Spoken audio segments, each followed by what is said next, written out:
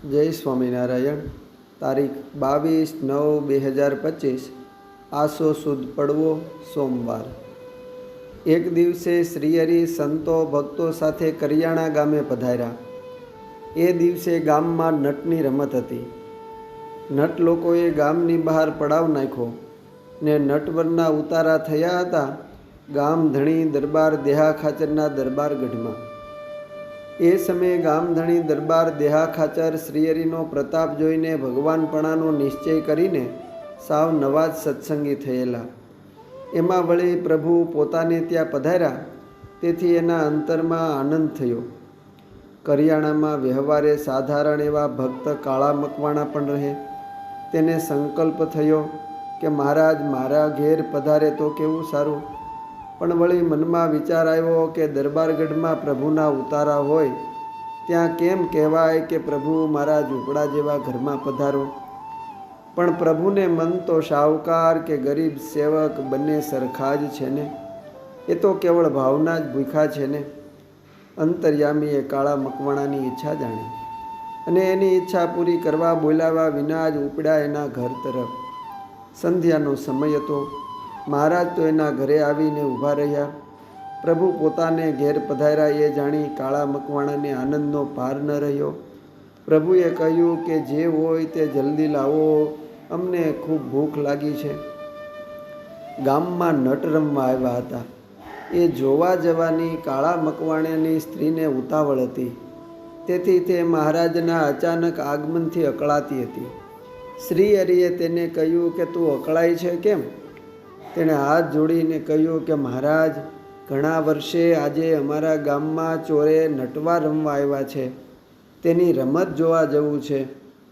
જીવની આ વાત સાંભળીને જગદીશ જરા કૈસા ને કહ્યું કે નટ તે વળી રમતમાં શું કરે? અરે મહારાજ, એ તો લોઢામાંથી સોનું કરી દે. હરખમાં ને હરખમાં શ્વાસભેર તે સ્ત્રી બોલી ઉઠી. આ સ્ત્રીને ક્યાં ખબર હતી કે ચોરે રમવા આવ્યા એ તો નટ છે ને આ સન્મુખ ઊભેલા એ તો નટવર છે. તારી પાસે કાંઈ લોઢાનું સાધન હોય તે લાવ, હું સોની કરી દઉં, મહારાજે કહ્યું.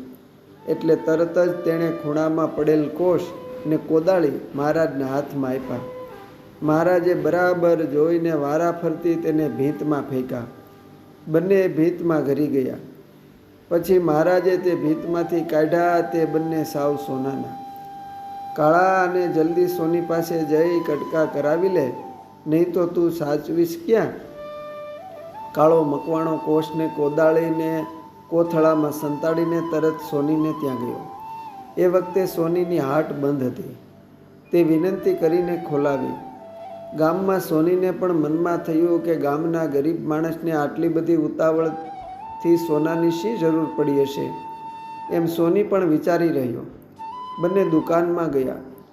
કાળાભાઈએ કોથળામાંથી કોષને કોદાળી કાઢતા કહ્યું કે ભાઈ, આના નાના નાના કટકા કરવા છે.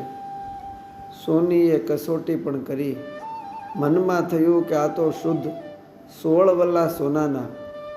સોની પણ જોઈને ઊંડા વિચારમાં પડી ગયો. એ કાળા, તું આને હમણાં જ તારે ઘેર લઈ જા.